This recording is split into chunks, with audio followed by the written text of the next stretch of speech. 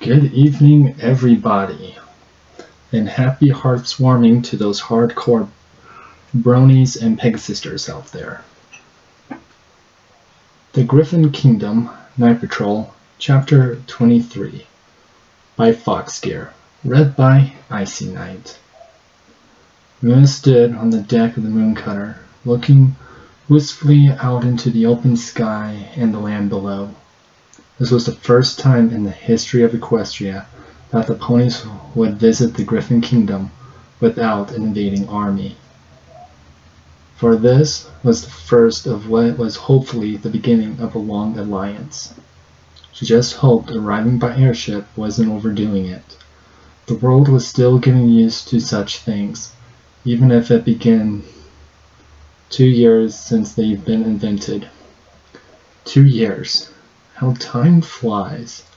To think it has been that long since she first formed Night Patrol. Now they were much larger than she ever imagined. Monster attacks in Equestria were nearly non-existent, and a swell of new villages were popping up all over the country. Not only that, but villages were growing larger and becoming towns, and towns to cities. Why, just this past year, the Pegasus have begun building a brand new floating city named Cloudsdale, and a band of Earth and unicorn ponies were planning on building a new city they called Manhattan. They called the city of the future, wanting only the latest inventions, technologies to build their city. Unfortunately, they were a few years off. Bricks and mortar was much harder to come by in clouds. Then there was the matter of funding such an endeavor. Such ponies have come asking them for money and such to help them in their goals. The matter had been a tricky one that put her and Celestia at odds for several weeks. Celestia was in favor of supporting the projects, offering both some of their own personal funds and some tax benefits. Luna's opinion on the matter was quite different. She didn't want to give any pony support. Well, a seemingly cold-hearted approach. It was what she believed was best for all ponies as a whole. After all, if they have helped one group of ponies, but not another, how would that be fair? They either help all or none, and she chose none. If ponies wanted to build a city, they could build a city. They certainly weren't going to stop them, but they weren't going to tax the rest of the country for something many had no say or part in. That had only been one of a few issues she and her sister had locked horns on. Another, much more complex issue was the question of Equestria's military, which was basically her night patrol, and while Celestia has taken on more royal guards, now numbering 20 guards, she was still lacking what will be considered a standing army. A position she and her night patrollers have been reluctant in officially accepting. Luna wished that was the only thing involved with this issue, but sadly it was not. Many ponies, nobles, business owners, and many others of some standing have been whispering, or more like calling, for Celestia to make a night patrol of her own, whereas they would call it the E.U.P, the Earth, Unicorn, and Pegasi pony platoons. The night the noble houses were burned to the ground had scared many and left even more distrustful of her and her dragon ponies, which in turn made things worse for the bat ponies that she was trying to reunite and recruit, as dragon ponies and bat ponies look very similar from a distance.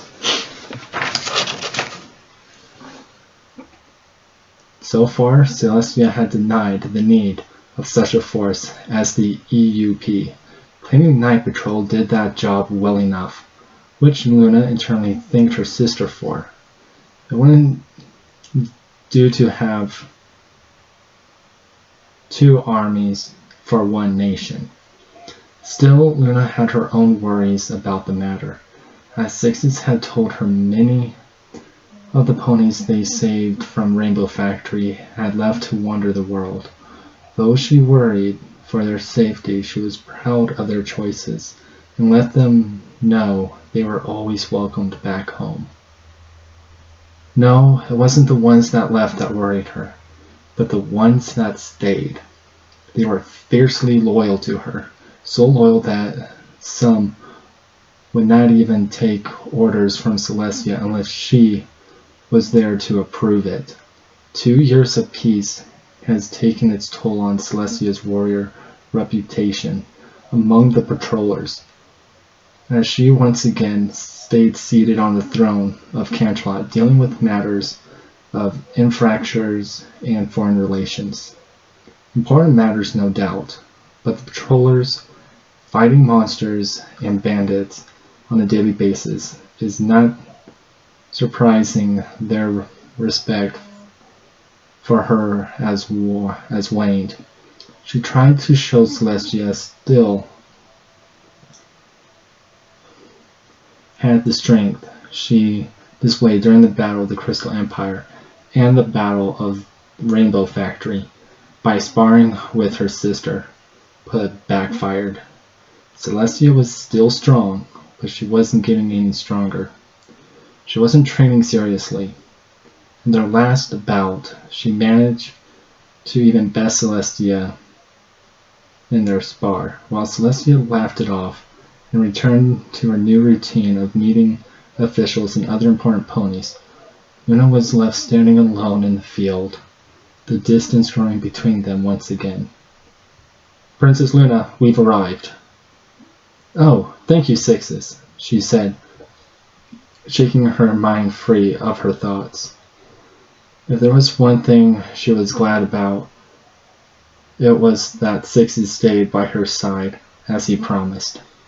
He's kind of become her personal knight of sorts, and a bit more, but he mostly retained a professional composure around her while on duty. However, one thing that has changed about him was the fact he now had a mark. 6 intersected red slash marks adored his flank, and he was proud of them, saying each mark represents a pony he cares deeply for. Jokingly, Luna asked if she was one of them, and he replied, of course. Joining them on the stairs of unloading platform was one of the newer night hunters, Nightingale.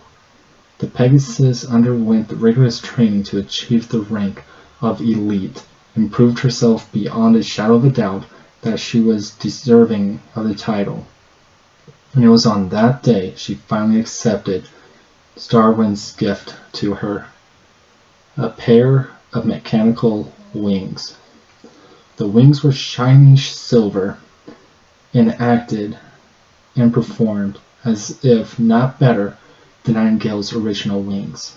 They were designed to operate using her Pegasus magic to achieve flight, but also had some extra features, such as built-in blades and gem missiles, if Luna heard Starwind's explanation correctly.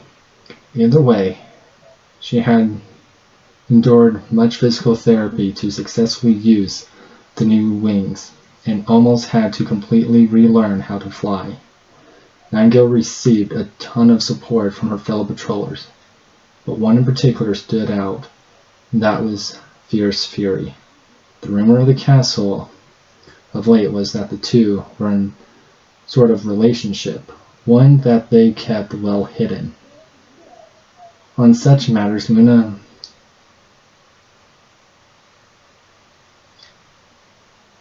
resound as long as they didn't ignore their duties. It was not her business what they did while off duty. Stepping off the stairs, Luna was greeted by the Girfon Royal Guard. A gruff, silver and white Girfon stepped forward from the group and greeted her with a bow, which she returned. He was the current King of Griffonstone, King Silverus Quaelitius III. Greetings to you, Princess Luna of Equestria. I hope your journey was a favorable one, the king greeted, with a smile and an open claw. She smiled and set her hoof in the king's grasp and shook it as they pecked each other's cheeks in the traditions Griffon's greeting. My trip was a glorious one, my dear king. Your land holds much beauty from the sky. I hope I'll be offered a chance to get a closer look at them after our meeting. Of course, my dear princess. I will have my son, Silverquist, show you your lovely valleys after our talks. I would love to do so myself, but I know how it is running a country. The king laughed as they walked side by side up to the palace, their guards glaring suspiciously at one another every step of the way. As they entered the throne room, Luna took notice of the murals on the walls, depicting former kings and rulers, and much of the Griffon's history. It was all really fascinating to her since, despite being alive at the same time as the former rulers, she and her sister rarely interacted with the Griffins of the times. The reason, of course, had been simple: war. After Unicorn Prince and Princess fell under the effects of a love potion, the kingdom had been thrown into chaos, with the noble class factoring and falling to disarray, and the pony clans have gone into all-out war with each other once again. Thankfully, the clan wars didn't last long as one clan. The Steel Feather clan, led by General Typhoon, the descendant of Commander Hurricane, quickly took charge and reunited the kingdom, only to declare war on the Griffins not 2 days after unifying the ponies again. Later, it was discovered the prince and princess and General Typhoon were all under Discord's sway, but what mattered little to the Griffins, who had lost many lives in the war that lasted for more than 10 years. After she and Celestia banished Discord, they tried to reconcile with the Griffins, but the wounds were too fresh, and the king, Silverus Quaelitius II, was in no mood for treaties. He had agreed to end the war, but remained openly hostile to Equestria. He never attacked them directly, but he made sure spread the word round to other kingdoms that Equestria was not to be trusted, which deeply hurt their trade. Equestria has become isolated from the world, never trying to reach out, and no pony or anyone ever offered. That was why this meeting was so important. This was their chance to become part of the world again, to show every pony that they were not bad ponies, and that they only desired friendship and prosperity. A very hard sell, but Luna was up for the job. She just wished Celestia could have come with her. But it was decided that one princess shall remain on the throne when the other leaves the country as a security measure. That way, if things went south, Equestria would still have one of its leaders. Care for a drink, princess? The king offered, breaking Luna of her thoughts. She nodded, taking the glass with her magic, secretly checking it for any antibiotics, finding none. She took a sip and was quite surprised by the taste. The drink was bubbly and fizzy and tasted like candy. "What is this?" Luna asked, amazed by the beverage. It was like nothing she ever tasted before. "It tastes like lemonade, but so much better." The Griffin King chuckled with amusement of Luna's reaction. It was a common face whenever a pony tasted their special brew, but one that never got old. "We call it punch. That's made from mixing juice with soda pop, a carbonated water of sorts. It's a rather addicting taste, though unhealthy if one drinks it too often. The sugar, you know." Nina gulped down her glass with an exasperated sigh. "Indeed. I would trade 100 gold bits for a barrel to take home for my sister if you would be willing to part with it." "Why, of course. But why for 100 bits? I would give you 50 barrels. Silverus joyfully boasted. "However, if you wish to produce your own produce, we will have to discuss some royalty rights for the recipe." Smiling as the servants refilled her glass, Luna tapped her hoof on the table. Nightingale arrived at her side and handed her a scroll. "Then I'm to assume the trade bargaining has begun?" Silverus smirked, his own accountants and advisors appearing around him like a protective shield. "Indeed it has. Now, on the exchange rate between gold bits and silver shackles, I believe the current exchange is 2 bits for 1 silver?" The smile Luna had been sporting dropped. 2 gold bits for 1 silver shackle? How could this be? Pardon me, my good king. The last I heard, gold was more valuable than silver, is it not? "Oh, it is, my dear princess, it is." Silverus chuckled, tossing 2 gold bits in his claws. "But I should clarify. 2 equestrian gold bits are worth 1 silver shackle. You see, Princess Luna, your coins only contain 50% gold, while mine contain 100% silver. The current gold markets are not helping either." "I see. Is it something I must take into consideration, then, as we parley?" Luna replied, feeling uneasy about decline in her country's currency. "Let us continue." "Let's." Silverus grinned, his eyes practically dollar signs. Luna flopped onto her guest's bed with a long sigh. She was exhausted, both mentally and physically. The trade talks went okay, but not great.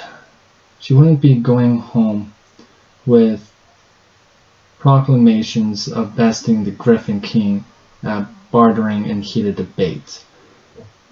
At best, she got an equal exchange of goods, but she felt Silverus had gotten the better deal in the end. He hadn't asked for much, just seeds of various fruits and grains and some of their metal forging methods. In return, Luna gained permission to fly 10 miles into Griffin airspace when pursuing monsters and such without needing permission, and gained the manufacturing rights to produce copies of the Griffin's armor. Being able to cross the border with little hassle would greatly benefit them, and it would allow them to interact better with the Griffin border towns, which in the long term would allow them better work with their Girfon neighbors, though she had a feeling the new council wouldn't see it that way. They probably wouldn't understand the need for learning the Girfon's armor crafting methods. Moon could already feel the headache forming as she imagined trying to explain how learning bettering their armor for their flying units would be nothing but a plus. But they would probably argue that their current armor was already superior. A fact she would not argue, since yes, their armor was made of better materials, but the form was proving to be outdated, especially for those with wings. Despite Silverwind's brilliant designs, he was hard-pressed to make an armor that was universally liked by both Pegasi and ridden ponies. Of course, there was other terms they had yet to agree on. This was just the opener for things to come. But nonetheless, no pony would be 100% happy with her no matter what terms and trade she can manage to get from the Girfons. "Rough day, Princess?" Nightingale joked, emerging from the bath. "I know it's been a while, but you shouldn't be out of shape already. It wasn't that long of a walk." After their debates, King Silverus' son, Silver, took them for a tour around the Girfon countryside as promised. Much of the Girfon kingdom was mountain peaks and cliffs, with pockets of trees and valleys here and there. Overall, it was a fun and exciting flight. But the shifting winds that swirled around the mountains were too dangerous for ponies that didn't know their patterns. So Silver argued for them to walk back to the palace while they waited for the wind to die down, which did not happen for several hours. We were out there most of the afternoon, and while it was beautiful scenery, I was unprepared for such an adventure after such a rigorous debate. Besides, I'm certain I would have maneuvered fine through the windstorm if given the chance, Luna huffed. She didn't blame the prince for his caution. If she were by some chance to get hurt,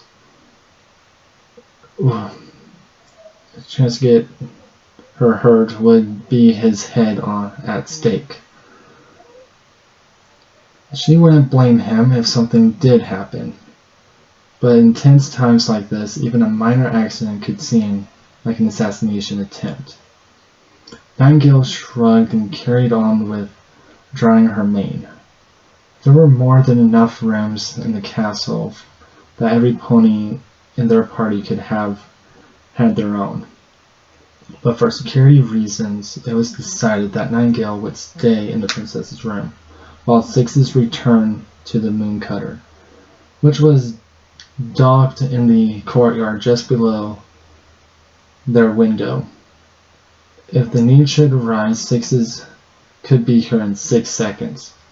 He made it a point that the Girfon Royal Guards knew that. "Do you have tomorrow's schedule ready?" Luna asked. She settled down for some sleep. Usually she would be awake at this hour, but it wouldn't do to fall asleep during her talks with the king, so she forced herself to follow a day's schedule. Nightingale nodded, though looked a little wary as she read the events King Silverus had planned for them. "Yes, tomorrow we'll be attending a tournament." Her ears flopped down at the mention of the tournament, as did Nightingale. Not surprising, really. The last kingdom they visited was the Crystal Empire, and things hadn't gone well after the tournament there. Some were still recovering from the scars of that battle. "I'm sure there is nothing to fear, Nightingale. I highly doubt there will be another situation like before. Luna tried to assure her, or maybe she was trying to reassure herself. It's not like we are participating this time. We're just here to enjoy the games. We were just spectators last time too, Nightingale reminded her. You know as well as I do that the Griffins respect two things, gold and strength. They've seemed unimpressed with our gold, so they will no doubt call for a test of strength under the guise of friendly competition. Luna hummed as she recalled the Griffin tradition. Nightingale was right. They have a history of doing such things. True, but Griffins follow the rule of 3, and we only have 2 warriors as I cannot fight in the tournament, as it would be unfair. We'll be fine as long as no pony discovers our backup. Topaz Slicer, one of the ponies rescued from the Rainbow Factory 2 years ago, and the forgotten brother of the Night Hunter, Emerald Cutter, was their back force for this trip. He joined the patrollers right away, and with Nightingale ascended to the title of Night Hunter quickly due to her skills. He had quite the talent for slashing his opponents to pieces. Though his relationship with his sister was still a budding friendship at best, his attempts to connect with her have been limited. But it was not Luna's place to judge his behavior in the matter. If we can just keep his presence here a secret, I doubt we will have to worry about any tournaments this trip. Whatever you say, Princess, Nightingale said, sounding unconvinced as she crawled into her own bed. As Luna wiggled into her sheets for a good night's sleep, she never noticed the small shadow fly out of the window above her. The morning found Luna tired and haggard. No matter how much she tried, the Princess of the Night just could not get used to the daylight hours. She didn't even know why they had to be up so early. The tournament wasn't until the afternoon. Sure, there was breakfast, but she could have easily made a late brunch instead. Of course, that wasn't the only thing bothering her this morning, as the king had offered her a present to wear. I can't believe he sent this, Luna said, flabbergasted. At the sight of the beautifully designed silver saddle, Arabia saddle with a dark blue skirt that was just a hair darker than her coat. He must be aware what such clothing means, right? She asked the only other pony in the room, which was Nightingale, and she didn't want anything to do with this. Perhaps he just misunderstood the cultural differences, Nightingale reluctantly replied as she read the king's note. From what she read, the king meant no ill will with his gift. He was just being generous. You probably didn't know what saddles of this design were intended for, and hopefully the rest of the Griffins wouldn't know either. It would be an insult to refuse it, you know. Luna sighed, knowing her guard was right. It was too late to get word to the king.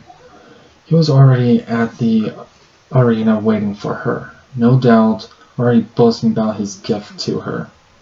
If she showed up without it on, it would be rude at best, and possibly ending the bonding alliance at worst.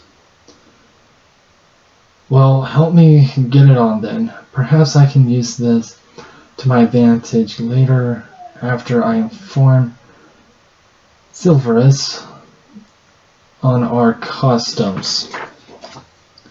Strapping the saddle to her back, Luna allowed Nightingale to tighten the leather belt under her belly. requiring her to suck in her gut for the strap to be tightened in properly. She had to admit the saddle suited her nicely, and the skirt did add a little dramatic flair when she walked. Perhaps I should do something with my hair. What do you think, Nightingale? The night hunter gave her a dead-eyed stare in response. Right, not your thing. Nightingale coughed in her hoof.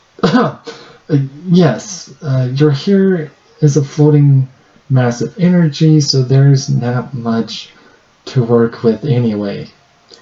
How about some earrings instead? She held up a pair of silver moon-shaped earrings for Luna to see. The princess took them in her magic and examined them. These will do nicely, Luna complimented, attaching the jewelry. Come, we will be late. I'm sure Sixes had pasted trench into the floor by now. The Girfon Arena was like all places in the Girfon Kingdom on a cliff. Several cliffs to be exact. The arena itself was a large open space filled with tall pillars of stone and wood and several smaller platforms for ground fighting. But the vast majority of it was for air combat, which makes sense as Griffins were master fighters on land and in the air. The sitting was spread out around the arena in 4 sections that formed a large circle. Each set of stands were carved into the surrounding cliff face and connected with several bridges running between them. The stands were set in 4 different sections: commoners, lesser nobles, high nobles, and royalty. Naturally, as a royal guest, Luna would be seated next to the king and his kin, which comprised his only son, Silverquiss. Both griffins greeted her and her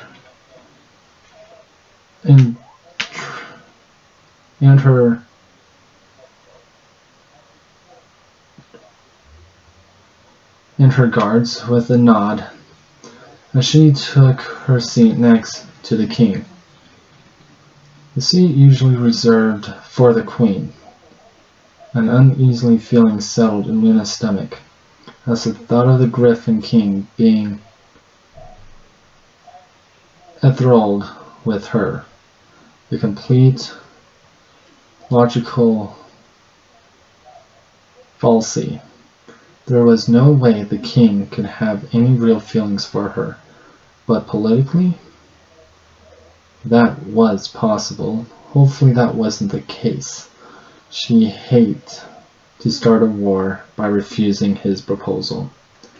A lovely day, isn't it, Princess Luna? Silverus said, handing her a glass of wine, which she accepted. And I must say you look rather lovely in that saddle. I wasn't sure if it was an appropriate gift, but the Queen of South Arabia assured me it would be appropriate. Queen Rala suggested the gift? That was surprising. Luna has not seen the Queen in many years, not since the gala before her incident with Yellow Blood. She wondered how the Queen was doing. At that time, the Queen had been a young princess about to be married. Silverus nodded. Oh yes, I had her here as a guest not too long ago. In fact, she was the one that convinced me to adapt your suggestions for our meeting. Did you know she's a grandmother already? At age 50? Can you believe it? 50? She's that old already? Luna gasped as the king nodded. Indeed, sad to say, but her health seems to be in decline. She was awfully weak last I saw her. Some new ailment had struck her, and it seems to be slowly killing her. But don't worry, she says she lived a happy life and wanted me to give you her regards. I'm afraid she's not expected to last past the summer. Her throat suddenly became dry. Why did she not tell me? I would have come to see her. Perhaps we could have found a cure or something. We have the greatest magicians of the century in Equestria. We could have done something. I'm afraid I don't entirely understand her reasoning. But perhaps she just wanted to spare you the trouble. After all, alicorns live such longer lives than normal ponies, or griffins for that matter. What is one more death to such a long-lived being? He had a point. She and her sister have met many ponies in their long lives, and many of them are gone, taken by time. Maybe it was easier to simply let them slip by. After all, she hadn't thought about Queen Kalia for years. Her being gone wouldn't affect her life any more in death as it had in life, but yet it still felt like she was losing a good friend. I sense I've made the mood sour. Come, let us enjoy the games. Please, tell me, what do you think of our warriors? Do you think they're a match for yours? Wanting any kind of distraction, Luna focused her attention on the match below, between two griffins. A red and white griffin with the body of a hawk and mink, and a black and gray griffin with the body of a raven and a panther. Both were skilled fighters, to be sure, definitely on par with any of her standard patrollers. But they're good, Silverquist, and equal match for any night patroller, but a night hunter would fly circles around them. I see, the king said, stroking his goatee. And I am to assume a night hunter is a elite knight of sorts, such as my Talon Knights? Luna nodded, and his grin widened. A bold claim, and one I would love to wager on. What say you to a little friendly competition between our guards? I'm assuring you have some of your night hunters with you. She knew this was coming, and she had almost walked straight into it. Only two, I'm afraid. Not enough for a traditional 3-on-3 match. You know what they say, 1 is boring, 2 is okay, but 3 is perfect. True, very true, Silverus said. Luna really didn't like his tone.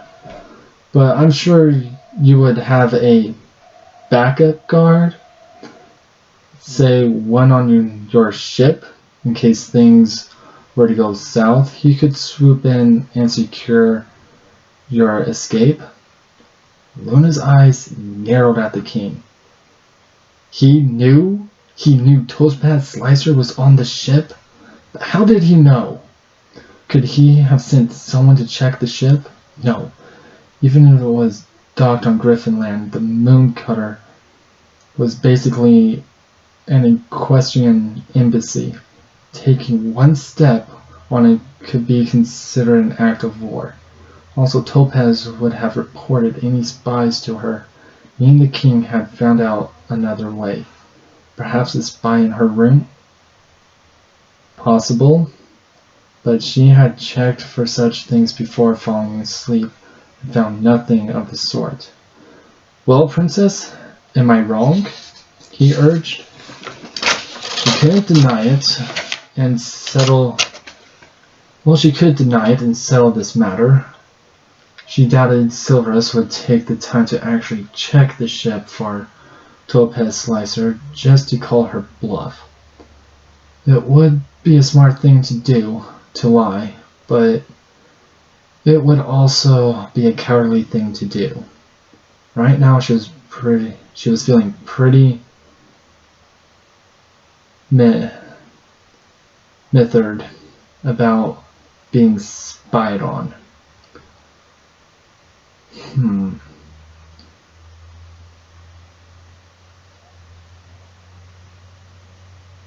You are correct, my dear king. But what will the terms of the wager be? If the king wanted to play this game, she would play it. But she would make him pay for taking her lightly.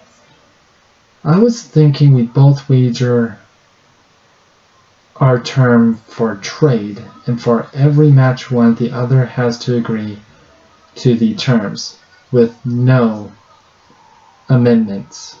A bold wager, but I accept. Silverus shook his hoof, making the agreement. I shall fetch my finest warriors. I hope you do, Luna shot back. There was collective gasp from the crowd as she and her guard left to fetch Slicer.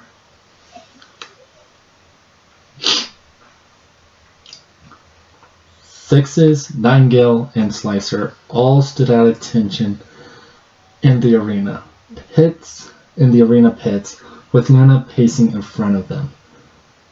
She was a whirlwind of emotions, from angry to irritated, back to angry, and then apologetic. I've messed up, she admitted, coming to a stop. I let my emotions control my thoughts and actions instead of doing what I should have done. Now you three must put your lives on the line for my mistake.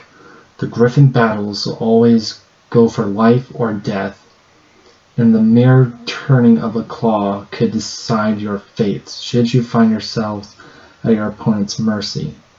Not that I expect you to lose, but I must be frank about what could happen.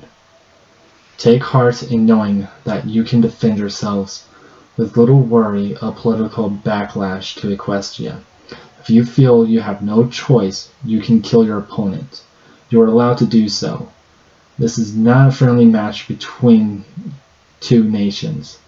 This is a blood match for fancy. Remember that. Yes, ma'am, Sixes saluted. He could feel Luna's eyes lingering on the golden veins in his neck. Even after 2 years, the effects of eating the yellow alcorn amulet were still clearly visible. Gadget and Starwind decided it a sort of a magical scar. We won't let you down. I know you won't, Luna replied as she left for the stands, leaving the three of them alone to wait for the matches to begin. So, Nightingale said aloud after several minutes of silent pace. As silence passed, weren't the games supposed to have started by now? How are things with you and Crusader? Still not connecting? Sixes huffed, not really wanting to talk about his artificially created son. He cared for the White Renin, though more as a comrade than a son, he would admit. And he told Crusader such after several awkward attempts to bond. Of course he wished that's where it ended, but it didn't. The feather Hoofenstein used to create Crusader was in fact Celestia, meaning Crusader was also her son, and she played the role of parent much better than he did. The Solar Princess spent time with the boy, trained him, and taught him about the world. The two have become rather attached to each other. Crusader served as Celestia's personal guard wherever she went, though their true relationship was kept from the public. Sixes was fine with all of this. He was glad Crusader had any pony to connect with, but he wished his son would stop trying to force him and Celestia together. He could understand his son's desire for them to be a true family, but the whole thing was just too much for him, and he's been accepting as many away missions as they could be offered. Fine. Everything is fine. He's guarding Celestia as she tours the developing cities. Six's answered Nightingale's question. Under the Pegasus' skeptical glare, he avoided direct eye contact. Not that it would make a difference. Every pony in Night Patrol knew his feelings on the matter. He just wished they stopped asking about it. How are things with Fury? He shot back, getting a stunned silence and blush for his jab. Nightingale turned her head and looked away. None of your business. Take your own advice then next time, Sixes replied, knowing that Fury's and Nightingale's relationship really wasn't his business, but Fury made it a habit to keep him up to date on it whenever they were off duty. Another thing he wished would stop happening. So who's up first? Sixes asked, wanting to break away from the personal chatter. I was thinking I should go first. Traditionally, Griffins compete in ranks, starting with the lowest ranked to the highest in the team setting, Topaz Slicer stated, earning looks of surprise from his teammates. What? I had to do something while waiting on the ship, and I figured we're in Griffin country, might as well learn about Griffins. Sixes blinked, shaking his head with a smirk. You're always eager to learn. Sometimes I wish I was still so energetic about the world. He laughed, earning some strange looks from his comrades, but he didn't mind. He still learned and liked to learn things, but he wasn't as aggressive about as he had been. So, how do we decide who goes first? We're all technically the same rank. If combatants are the same rank, then the junior will go first, followed by the senior by years of service. So first to fight would be me, Topaz pointing to himself, followed by Nightingale, then you, Commander Sixes. Satisfied that their lineup was all ready to go, Sixes ordered his fellow Night Patrollers to remain quiet as they waited for the match to begin, each of them going through a set of stretches that they all did before going out on a mission, such as flexing claws and wings, testing their breath magic, etc. It was a simple way to ensure everything was working properly. Outside, a gong rang and the doors opened, allowing them access to the arena. Together they walked out, heads held high, eyes focused as they marched. At this moment, they represented all of Equestria, but more importantly, they represented Luna. No pony loses a match. We're going to crush these guys, and if things go south, like in the Crystal Empire, we grab Luna and book it to the Moon Cutter. Let nothing get in your way, Sixes whispered, as they come to the edge of a cliff. Their opponents were waiting on the other side of them. Slicer, you're up first. Don't let us down. Topaz nodded, breaking away from the group to land on a pillar in the middle of the arena. The griffin that broke from the griffin ranks was the same red and white griffin fighting from earlier, meaning he was already warmed up and filled with adrenaline. Judging from his lack of heavy breathing, Topaz would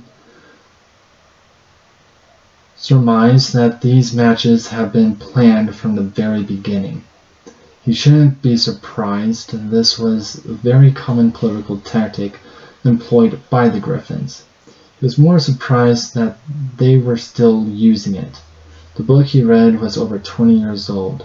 You'd think they would change it up a little bit. Still, that just made all the more easier for Topaz. Which is if the Griffin's means of combats were still the same, having read the book on their war history as well. The primary weapons included swords, spears, and blow darts, usually accompanied with shields and a moderate amount of armor for protection. The Griffin before him wore what seemed to be a customized version of their standard armor, outfitted to be lighter and more maneuverable. He didn't carry a sword or spear, though, and he didn't see a blow gun anywhere on the Griffin's body. However, he did carry 2 large cylinders on his side. A new weapon, perhaps? The announcer's voice broke Topaz's line of thought as he cast his voice over the arena. For the first match fighting for the Griffin Kingdom, our very own Red Rufus of the Hawk Clan. The crowd went wild as the red and white Griffin waved and bowed to the audience. He seemed to be rather popular.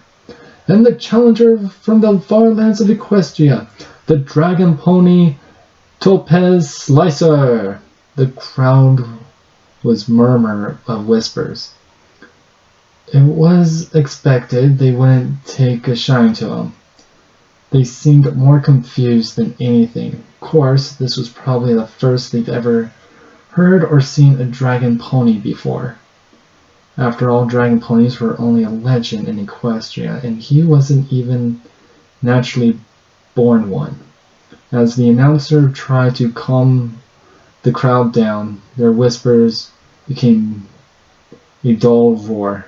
Most of the chatter was shouts of how it was unfair their champion fight such a freak like him. A fact that was probably closer to the truth than they might think.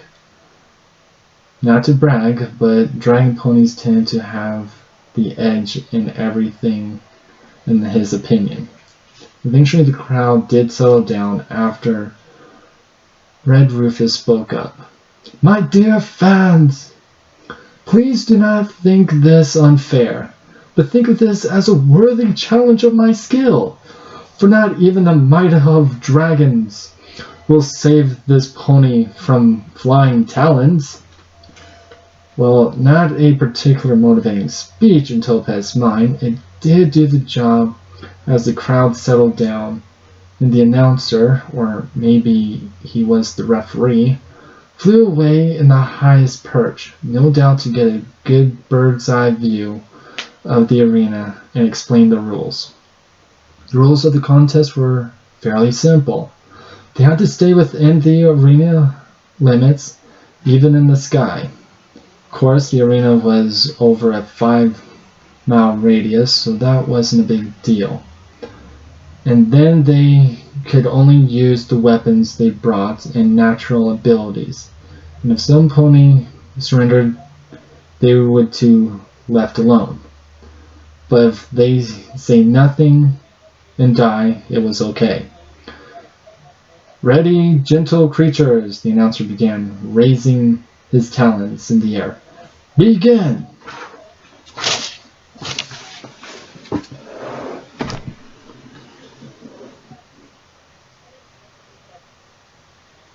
Oh, for Celestia's sake, come on, Luna.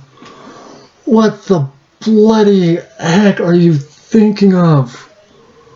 Oh, you gotta be kidding me. Really, you, the Prince of the Night, did not see a spy in your room. Okay, I get it where this is coming from. I know where this is going. Chapter 24 is coming up very soon. Oh,